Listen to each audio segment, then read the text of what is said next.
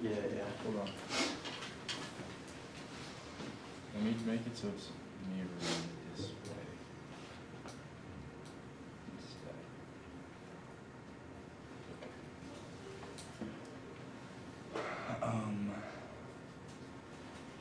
Yeah, we can start. All right.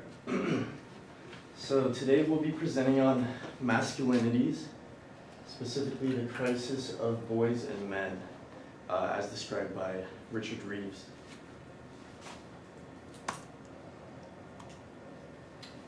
Okay, so throughout most of recorded history in the Western world and elsewhere, women have generally been relegated to often second-class statuses. Women, as a rule throughout history, have been less likely to be educated, participate in any form of governance, and have usually been relegated to domestic tasks like rearing children or homemaking.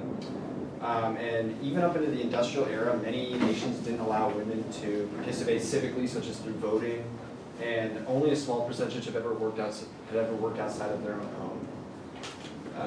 While this has been the broad trend throughout many places, there are some exceptions, such as in Southeast Asia, where there are matrilocal and matrifocal societies, as we'll see soon.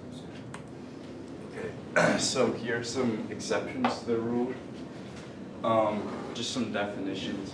Matrifocal societies are societies where the mother is the head of the family, and then matrilineals is like the ancestry or the kinship is traced through the mother's side rather than the father's side. And then matrilocal means where like the husband goes to live with the wife in her village or her community. So some example, the Japanese people, they had like an egalitarian participation of male and females inside of their community. There was a large emphasis on the mother-child tie, and then they were matrilineal. And then Achinese, is that how you say it? Achinese people, they were matrilocal, so the husbands would go live with in the wife's community village. So the husbands in this society would have a lesser role in raising the children, and it was somewhat matrilineal. It said it was somewhere in between the Minang Cabao and the Javanese people in terms of matrilineally. Men primarily, and so in this community, men primarily contribute economically. So next, the Minang Cabao people. So men would usually leave the village and leave like the women inside the village to like tend to it and like raise the children and stuff. And there would be generations of women inside of one household. So like a grandmother, a mother, a grandmother, great-grandmother, great-great-grandmother. I think the reading said there was like one example where there was like a great-great-grandmother. And so women would play more of a larger economic role in the Minang Cabao people compared to these two, where these would be equal and men primarily contributed there. So yeah, as you guys have just seen, there are exceptions, but for the most part, women have been oppressed in many societies throughout history. And that was up until the late 19th to early 20th century, when many women in the Western world began to gain rights that they had never had previously, such as the right to vote and the right to free education. And by the mid to late 20th century, women were becoming equal to men in many key life and wellness measures, such as academically, in terms of employment. And by the year 2000, women had actually blown past men altogether in many of these metrics, as we'll see now. Metrics such as education. So with the advent of widely available free public education for both genders, girls have begun to noticeably outperform boys academically across a wide range of metrics. And this gap can start as young as 5 years old. Boys in the U.S. are about 50% more likely to fail at the 3 core subjects in school and elementary school, which is math, science, and reading. And by the start of high school, there's an 11-point gender gap in reading proficiency, and that's larger than any other demographic gap, such as between races or between people who went to preschool and people who did not. Continue on. In high school, girls on average make up 2/3 of the top 10% of any one of their classes, of their high school class, and they're far more likely to take both AP and IB courses. Girls also graduate at a rate of 88% compared to a rate of only 82% for boys. So much of the source of the statistics that we've been citing have been taken from a book that we do have in our modules, which is called Of Boys and Men, Why the Modern Male is Struggling by Richard Reeves. One of the topics that is in the modules is this large epidemic gap that's present even in the youngest of children, such as 5 years old. And Reeves has numerous ways of explaining why this general trend is so prevalent, why he thinks it is. And the most prominent all-encompassing theory he has is that there's different physiological processes that happen in young boys and young girls around the age of adolescence. One example is that it takes about 2 years longer for a boy's prefrontal cortex to develop as opposed to a girl's, and the prefrontal cortex affects memory, it affects decision making, it affects intelligence. So these can explain some of the large disparities we see in middle school and high school, or primary and secondary school among young girls and young boys. But other explanations could be the fact that there's a large ratio, especially in the younger grades, of female to male teachers, so boys are being taught by female teachers like way more at a younger age, which could have something to do with it. Boys also have more testosterone, which can lead them to have rash decision making and to not take school as seriously. So this will be discussed more later, but Richard Reeves has a few theories on these. So trends present in high school continue into higher education in college, and they've actually been recently exacerbated by the COVID-19 pandemic, as boys have been 7 more likely to drop out of college as girls since the COVID-19 pandemic has happened. And even before this gap, even before the COVID-19, this gap did exist among men and women, where because 60% of undergraduates are women compared to only 40% of men, and 58% of graduates are women compared to 42% of men. And even coming out of high school, 71% of girls female high school graduates go to college as opposed to only 61% of males. So there has been a downtrend in terms of men going to college. Okay, so another one is life and wellness metrics. So life expectancy. So here's a little chart that shows you, or infographic that shows you like life expectancy. So basically in Southeast Asia in 2020, there was like, so in Southeast Asia, the average life expectancy was 73 years old. The highest country was Singapore with 83 years old, and the lowest was Myanmar with 66 years old. So in Southeast Asia, women live an average of 5 years longer than men, but worldwide that would be 7 years longer than men. Next slide. Alright, so typically men are more likely to abuse illicit substances. 12% of boys and men over 12 have a substance use disorder, compared to only half of that in girls. And this problem stems from early on. As men, we were taught to like repress our emotions a little more, and maybe we as children are told, man up, deal with it, like you have to stay strong. So these problems carry on, and they kind of build up over time. So through these emotions, to cope, a lot of us do turn to drugs to kind of escape those feelings. So that's just something to think about. When you see these numbers, you have to think about why that is, and emotions do tie a big role into it. And for some people, they don't turn to drugs. Instead, they do something worse, which is suicide. So in the Western world, males die by suicide 3 to 4 times more often than females. It's a really like kind of scary statistic.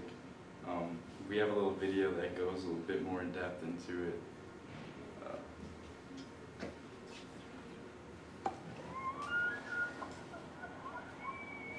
So this woman was like a former, I guess, more. Sorry, I just clicked the wrong video.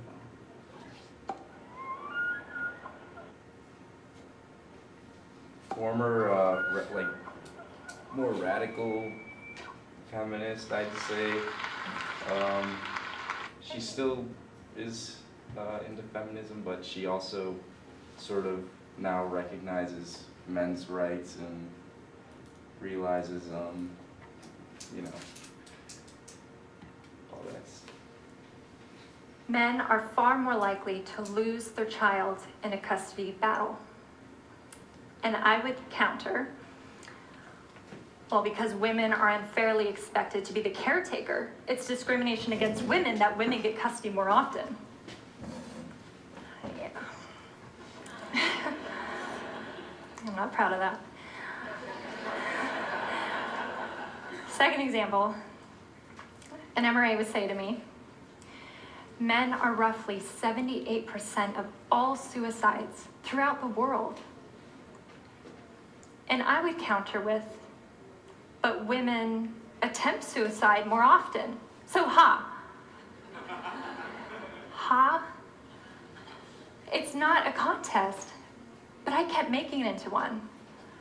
Why couldn't I simply learn about men's issues and have compassion for male victims without jumping at the opportunity to insist that women are the real victims? Well, after years of researching and fact-checking what the men's rights activists were telling me, there is no denying that there are many human rights issues that uniquely or disproportionately affect men. Paternity fraud uniquely affects men. The United States Selective Service, in the case of a draft, still uniquely affects men. Workplace deaths, disproportionately men. War deaths, overwhelmingly men. Suicide, overwhelmingly men. Sentencing disparity, life expectancy, child custody, child support, false rape allegations, criminal court bias, misandry, failure to launch, boys falling behind in education, homelessness, veterans issues, infant male genital mutilation, lack of parental choice once a child is conceived, lack of resources for male victims of domestic violence. So many issues that are heartbreaking if you are the victim or you love someone who is the victim of any one of these issues. These are men's issues, and most people can't name one because they think, well, men have all the rights, they have all the power and privilege. But these issues deserve to be acknowledged. They deserve care, attention, and motivation for solutions.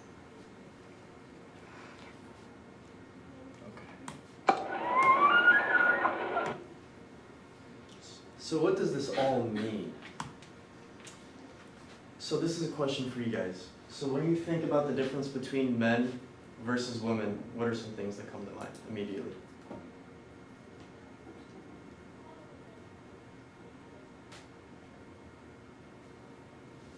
Traditional roles.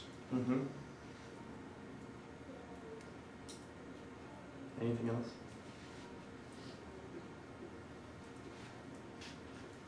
So when I used to work in Korea and also Japan, when I used to work, it was a very big issue that men are basically seen as money-making machines. And if they can't succeed, they should just apparently either get lost and move to New Zealand or some place where they will never see another Korean or Japanese again, or kill themselves, literally like jump off a cliff. And they actually had to have a policy where men should get paternity leave so that they're not just money-making machines, they're actually real fathers who have a relationship with their kids. they also, as you said, there was huge substance abuse. So I was the only female in my faculty of 19 men, and they were always drinking, like 3 rounds starting at 11 p.m. until 6 a.m. And they told me that I would never be promoted unless I drank. But the reason they drank is because of all the issues you said. They're very suppressed. They can't talk about their emotions unless they're totally drunk. So it was just really unhealthy. Yeah. So, next slide, Dan.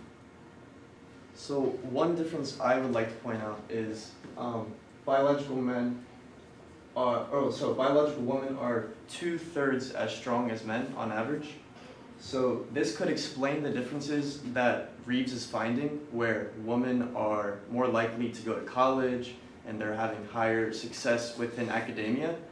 Men may just be turning to more hands-on manual labor type work, because if we're forcing everyone to go into college, who would be here building and working on all these things like the room that we're in? So that's just something to consider when looking at these stats of women excelling in education more than men.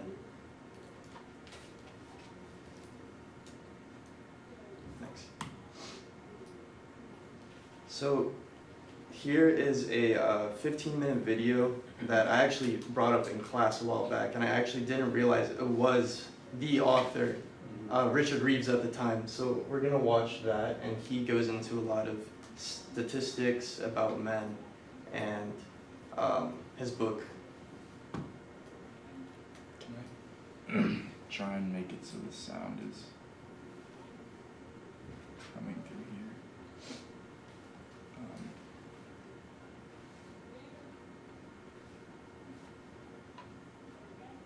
A number of people warned me against writing a book about boys and men because it's such a fraught subject, particularly in politics right now, and because so many people were afraid that merely drawing attention to the problems of boys and men was implying somehow less effort being paid to girls and women. But it's framed as zero-sum, and it's sort of a whose side are you on question, and you have to be on one side or the other rather than just being on the side of human flourishing. One of the real challenges here is if there are men missing from certain crucial areas of our society and our economy, that makes it harder for other men and boys to flourish in those areas. We have an education system that has a dearth of male teachers. We have a labour market where the jobs that are growing fastest are ones where we have the fewest men. And in families, there's the growth in what you might call the dad deficit or fatherlessness. As men are struggling in each of those areas, what you'll see is it'll be harder for other men to follow in their footsteps. It's harder for boys to flourish if their fathers aren't engaged. It's harder for men to enter occupations where there aren't men. It's harder for boys to do well at school where there are no male teachers to be seen. And so there's a very real danger that unless we act quite soon, that we will set in train something of a vicious cycle. I'm Richard Reeves. I'm a senior fellow at the Brookings Institution, and my latest book is Of Boys and Men, Why the Modern Male is Struggling, Why That Matters, and What to Do About it.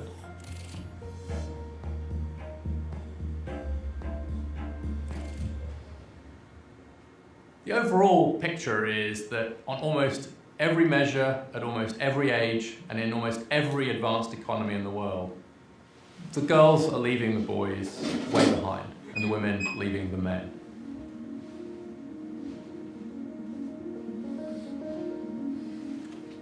What nobody expected was that girls and women wouldn't just catch up to boys and men in education, but would blow right past them and keep going. Everyone was very focused, quite rightly, on getting to gender equality, getting to gender parity.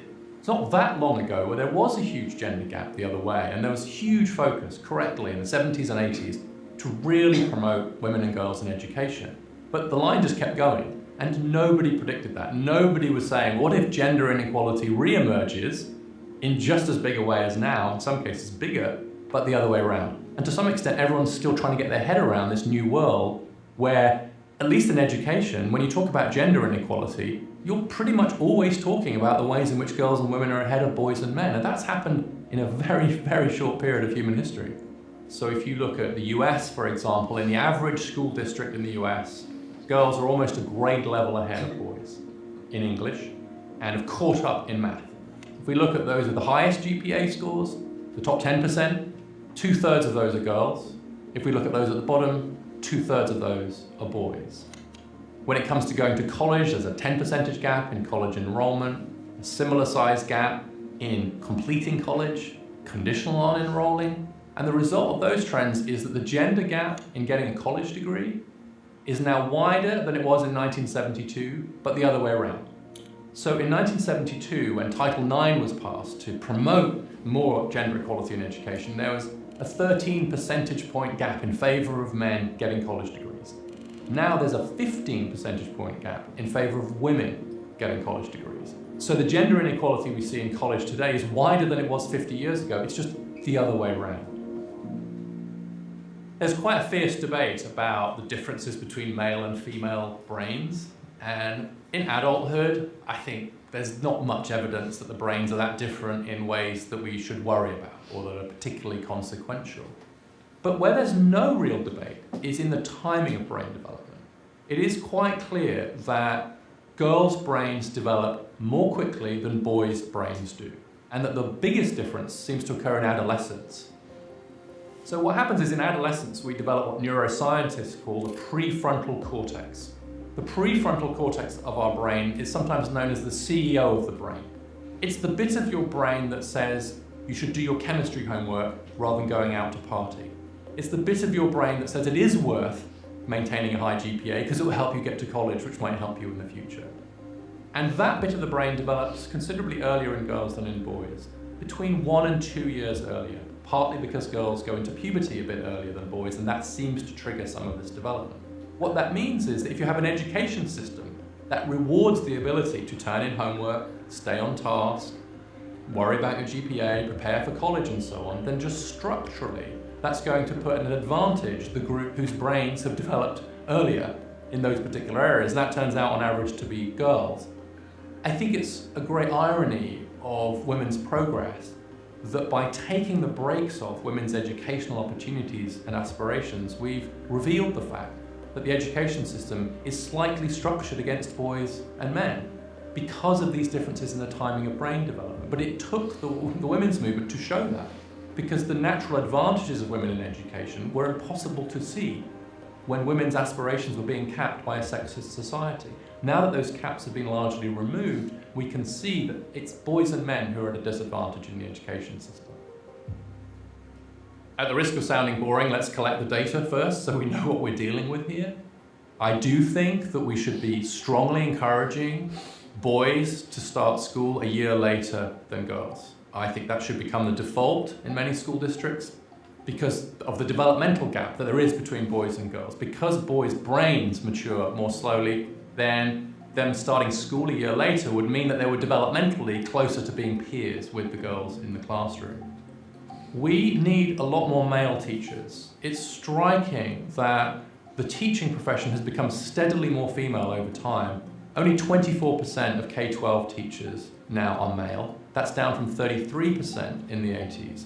And fewer men are applying to teacher training year on year. And so we've seen this steady shift towards a close to an all-female environment. That has all kinds of consequences for the ethos of the school, for the way we deal with different kinds of behavior among boys and girls, for example. And so we need a very serious and intentional effort to get more men into teaching.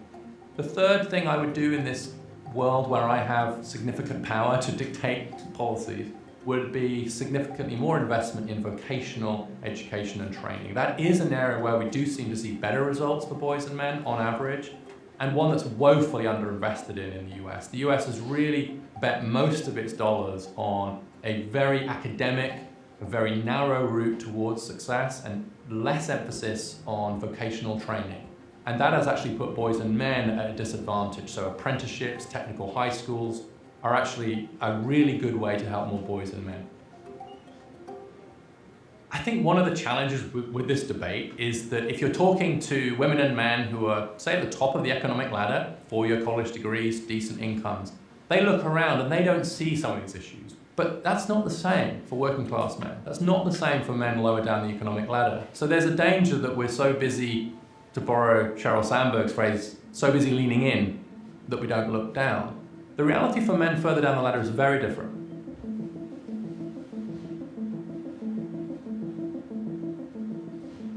The economic trends for men have turned downwards along 4 dimensions. One is wages. Most men today earn less than most men did in 1979. In employment, with a drop in labour force participation of 8 percentage points, which means 9 million men now of prime age are not working. We've seen a drop in occupational stature, and so there are now more men working in employment areas which are seen as lower status than they were in the past. And we've also seen a drop in the acquisition of skills, the kinds of skills and education that boys and men need. If boys don't get educated and men don't get skilled, they will struggle in the labour market. And across all of those domains, we've seen a downwards turn for men in the last 4 or 5 decades. And so the way in which social class divides have opened up, economic inequality has widened, is really important to understand in the context of gender inequality. If we only focus on gender gaps, then we miss the fact that both men and women at the top have done increasingly well, but that's much less true of everybody else, and especially it's less true of those from lower income backgrounds, working class boys and men, and black boys and men. You see many of those trends are amplified, and so those boys and men are really at the sharpest end of many of the social and economic changes. On the one hand, we have a huge and successful and laudable effort to get more women into STEM jobs, so science, technology, engineering, and math. On the other side, we have what I call HEAL jobs. So that's health, education, administration, and literacy, almost, if you like, the opposite side of the coin to STEM jobs. And that's where a lot of the jobs are coming from. Health and education alone are huge and growing sectors in the US, and so by my estimates, for every 1 job we're going to create in STEM between now and 2030, we're going to create 3 in HEAL jobs. But those jobs are at least as gender segregated as STEM jobs, but in the other direction. And unlike STEM, becoming more so over time. So if you look at the HEAL sector, only 24% of the workers in those sectors are male, and that number is falling. And in particular sectors, we're seeing a really precipitous drop in the number of men. We have a drop in the number of male teachers. We have a very sharp drop in the number of male psychologists. That's dropped from 39% male to 29% male in the last decade alone. And among psychologists under the age of 30, only 5% are male. So we roll that forward, and we're going to see psychology becoming essentially almost an all-female profession. So these jobs, which are both crucial, I think, for society, and where it would be very useful to have more diversity, are actually becoming more gender segregated. And so we have absolutely no effort to get more men into HEAL jobs, which is where I think the future lies and where we should be helping men to move. One of the problems that we face is what I call in the book a dad deficit.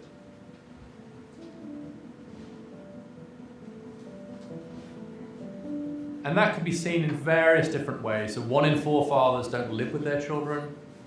If parents split up, they're much more likely to lose contact with their fathers and with their mothers. And so 1 in 3 children, if their parents split up, don't see their father at all after a few years post the separation.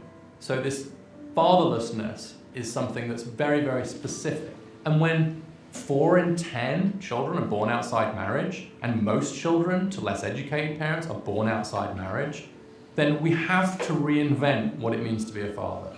Because right now, men are still being held to an old standard of what it meant to be a successful father in a world where that is neither possible for many of them or even desirable. Because what we've seen is, as women have grown in economic power and economic independence, then of course they're going to choose to be with a man rather than being forced to, as in the old days. This is probably the greatest liberation in human history, honestly, that women can now choose whether to be with a man or not. More than 2 out of 5 households in the US now, a woman is the main breadwinner. 40% of American women earn more than the average man. These are huge economic changes and all for the good. But it does pose some really sharp questions about what fathers are for. And until we escape the obsolete model of the breadwinner father, then we will continue to see more and more men being left out of family life. And the kicker is that boys in families that don't have a father presence suffer much more than girls. And so then what happens is that male disadvantage can become intergenerational, because if the fathers are struggling and therefore not really involved in their kids' lives, then the boys are the ones who suffer most, who will then go on to struggle themselves in education and the labour market.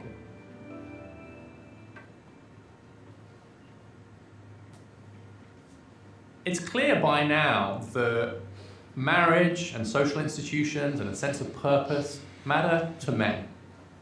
And so as we've seen these real challenges faced by men in education, work, and family, you're seeing some really difficult and troubling health consequences. And so the so-called deaths of despair, from suicide, overdose, to alcohol, 3 times higher among men than among women. Suicide itself, 3 times higher among men and women, and rising very quickly, especially among middle-aged men and younger men. So we can see these as symptoms, I think, of a broader malaise, which is what's troubling boys and men. And for men in particular, this sense of purpose is very important. I think it's a human universal that we need to be needed. There's a wonderful piece of work by an academic called Fiona Shand who looked at the last words that men had used to describe themselves before committing suicide or attempting suicide. And the top of the list were worthless and useless.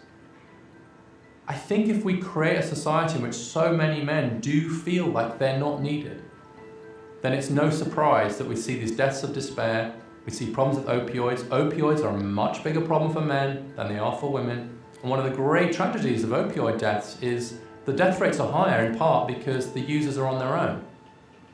And so in some ways, the opioid epidemic is a perfect illustration of a whole series of things we're talking about, which is a loss of role in the family, a loss of status in the labor market, turning to drugs, and being isolated and withdrawn. And so in that example, I think you can see a symptom of this broader male malaise that we just need to take it more seriously, and we have a cultural responsibility as a society, men and women together, to help men and boys to adjust to this new world.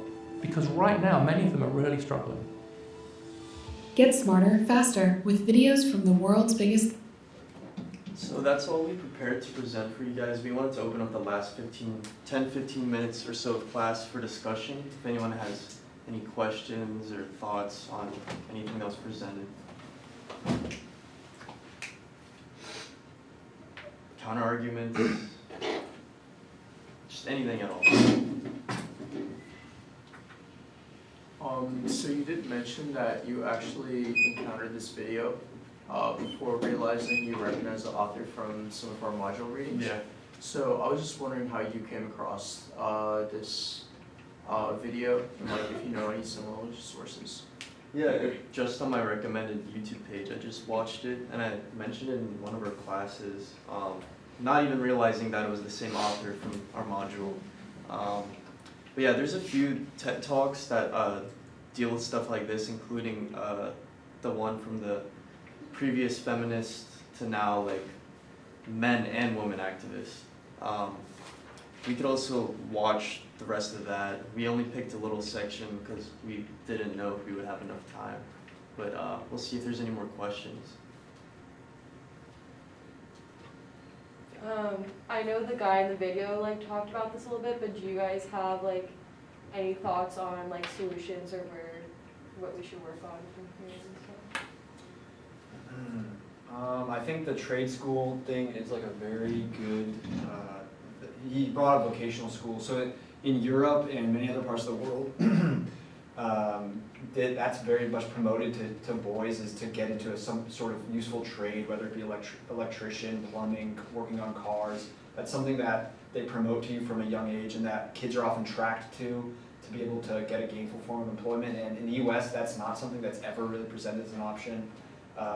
Not, it is, but not to like a large extent. College is really seen as like the one thing that you would do after, post-secondary education. And I think a lot of, like, for example, my own brother, I think, is a kid who would benefit from like having like a hands-on education, because he doesn't really work well in a classroom. That's something a lot of boys, we see a lot of boys getting diagnosed with ADHD. A lot of boys don't work well in classrooms, and some kind of vocational school would be a good outlet that is never really promoted. So I think that's like a great solution off the bat, and that's probably one of the easiest ones.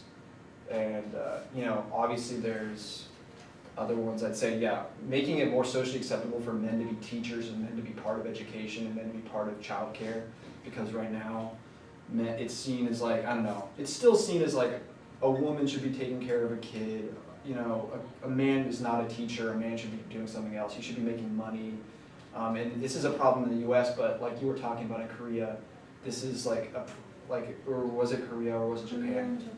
Yeah, this is a huge problem where like men are based on, they're, you know, only judged on the status of their wealth, and they're judged on like their commitment to their work. Like work in some of these countries is everything. You work, you drink with your coworkers, you spend all your time with them. I think, you know, making it more socially acceptable for men to be, you know, part of a family unit is a huge step in the right direction to addressing many of these issues. There were actually protests in Korea, like social movements to force people to make policy to make it more acceptable. Mm-hmm. Mm-hmm. Yeah, I have a family friend who lived in Japan, and yeah, he said the same thing. It's like this work culture where like you don't spend any time at home, and you're always working, and if you're not working, you're out with your coworkers, partying or celebrating. It's like toxic. It's interesting though. Yeah. There must be lots of questions. I was just wondering if you guys would be willing to share some of your like personal reactions to like some of the statistics that you uncovered. Yeah, so going back to what Konrad said and just the workforce in general, my younger brother also does not deal well with school. He's actually in 9th grade right now, and he's failing a lot of his classes. And he's already telling my parents, like, I don't want to go to college, like, I can't do this. I'd rather be like a police officer or a chef, you know. So he's already opting out and withdrawing from academia this early on. He's 14 years old. So just, it's pretty common.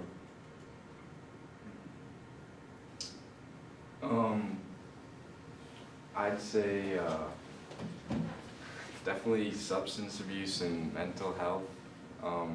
It's been a big thing with my family personally. My older brother went through some stuff. He ended up, now he's at home, he's doing a lot better, but he ended up abusing some substances and then had like a psychotic episode, all this stuff happened. Suicide attempts and stuff. So yeah, it's definitely interesting to see that sort of effect of like the substance abuse and the depression and that sort of all come together, and definitely had to do with certain repressed feelings that he didn't really have anyone to talk to about. It sort of all happened after he came out as like gay, and then it sort of all went downhill from there. I think it wasn't as accepted with his friends, so just a little more like acceptance of talking about issues and emotions and stuff within friend groups, and like relationships among men would be nice to see, I guess. Maybe someone to just talk to, because I don't think he had anybody to talk to anything about, which was, yeah, really kind of scary. Yeah, I'd say talking about the fatherlessness stuff, I grew up knowing like quite a few of my friends did not have fathers. Like family friends we had did not have fathers in their lives, and you can tell to some extent when a kid has never had a father figure. I remember it being so, you know, there's just this difference in sometimes the way they behave and the way I knew kids who they lash out more, they're less disciplined. This is not a rule, but like kind of a trend. The kids I knew who didn't have, you know, a strong father figure often would act out. They hated their stepfathers. They, you know, just had a ton of family problems that come with this separation of fathers. And it made me, you know, so glad that I did have a father, because that's like such an important thing for a young boy to have. And I feel like you're kind of a rudder of the ship as a kid, as a young boy, if you don't have like a strong father figure. I mean, it's not ultimately necessary, but it helps a lot. So that's something I saw growing up from the youngest ages, like kids who really didn't have a good family situation, you know, ever, especially with their father. And I think that's like an incredibly important thing. You know, it made up, seeing some of these statistics makes it all make sense to me. You know, how big of an issue this is, because I've seen it when I grown up. And even with things like adoption, like girls are given up less than boys, so that can also start from young. Your support system, you don't have a support system from early on, so that ties back into the emotional repression and just not having a father figure or a leader in your life that you can look up to.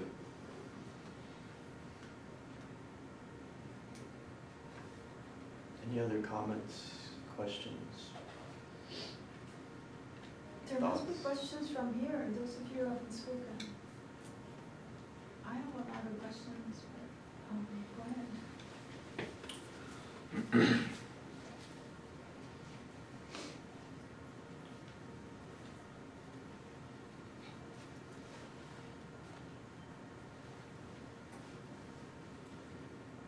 I have a question then, because I was waiting for others, but how do you or do you not, or how would you see yourself as a solution, knowing what you know now? Like, what would you do? What would be your first top 3 priorities in your own personal life? And if the person was political, what would be the things that you would change as a transformative leader? So for my personal life, going back to my brother, and talking to my parents and just advocating for him and going into trades, because I know that he doesn't handle school well, and he kind of never has compared to me. So instead of them just pushing college onto him, like that's like a requirement, like you have to go to college, I've been just trying to talk to him and be like, yo, maybe he actually might be better off being a chef or cooking, because these are things he's already displaying that he's interested in. So just kind of like pushing towards whatever he's passionate about now, because he's obviously not passionate about school, so just stop forcing that.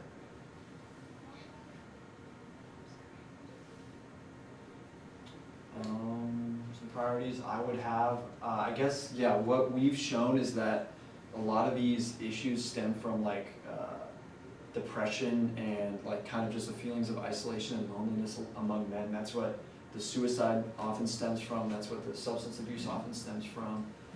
So I'd say, you know, just being more open about, you know, it's very generic, but you know, being open about my emotions with my friends and with my family, talking to people, not isolating myself is like definitely like after seeing these, that only reinforces that mindset, because you can see what like isolation and what, you know, a depressive, you know, mindset can lead to.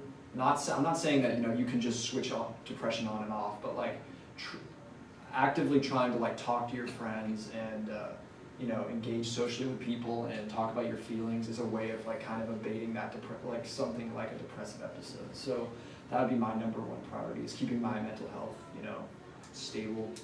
And definitely, you know, looking forward in terms of talking about the family stuff, like definitely thinking very hard before I have kids, if I do have kids, whether, you know, like having a very stable situation before I would ever do something like that, because it seems like a lot of these problems, you know, like there's this, you know, lack of fathers, stuff like that. That provides problems not only for yourself, but for like you're just giving those problems to somebody else. So that's like that's more serious in a way. So I think that's like another thing I thought more about when I did this presentation.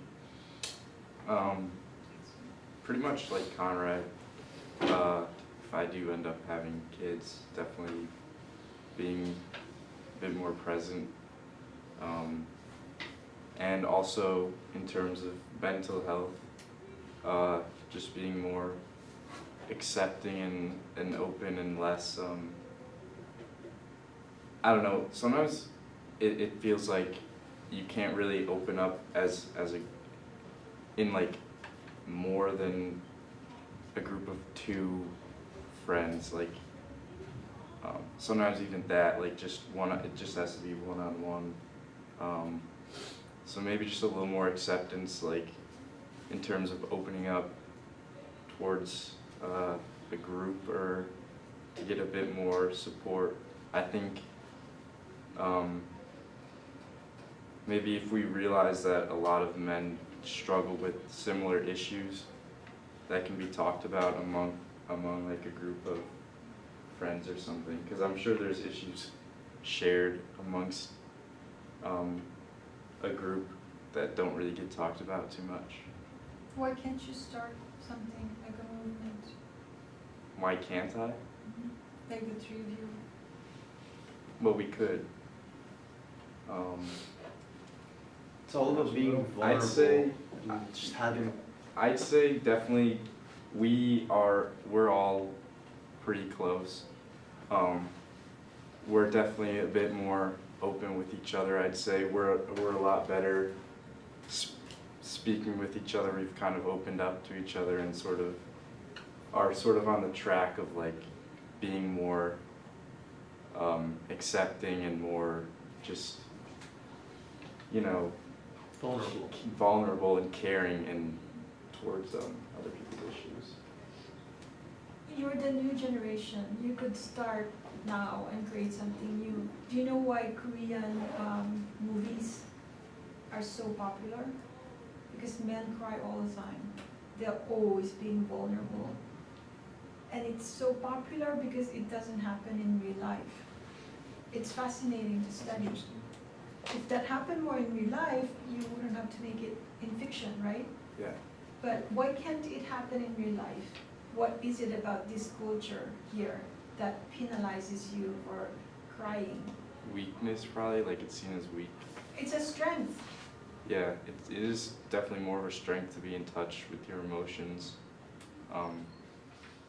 but it can be seen as a weakness also by or at least that can be perceived by